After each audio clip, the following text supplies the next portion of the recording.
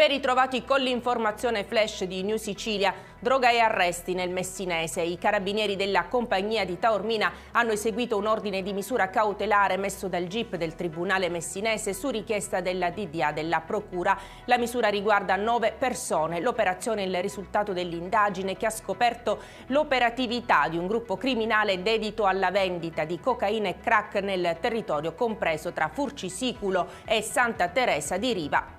A Catania 21 persone sono state indagate a vario titolo per associazione a delinquere di matrice mafiosa, traffico organizzato di sostanze stupefacenti aggravato dal metodo mafioso, detenzione e commercio di droghe, riciclaggio di denaro e reimpiego di profitti illegali, trasferimento fraudolento di valori e detenzione di munizioni. L'operazione denominata Slot Machine ha portato a un maxi sequestro di 435 kg di droga e 11.000 piante di cannabis.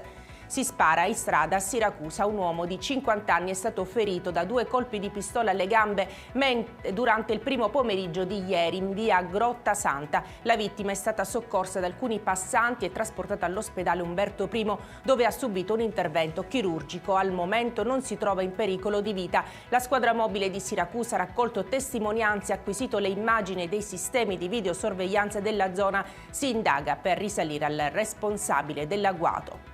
I carabinieri di Torino hanno fermato 5 giovani tra 15 e 18 anni sospettati di aver lanciato la bicicletta elettrica oltre la balaustra di Piazza Vittorio Veneto sulla passeggiata dei Murazzi. Sono accusati di tentato omicidio. Lo ricorderete, la bicicletta aveva colpito un giovane palermitano che è rimasto in condizioni gravi fino al 3 febbraio e adesso si trova ricoverato in terapia intensiva al CTO di Torino. E con questa notizia per adesso è tutto, grazie per averci seguito e arrivederci.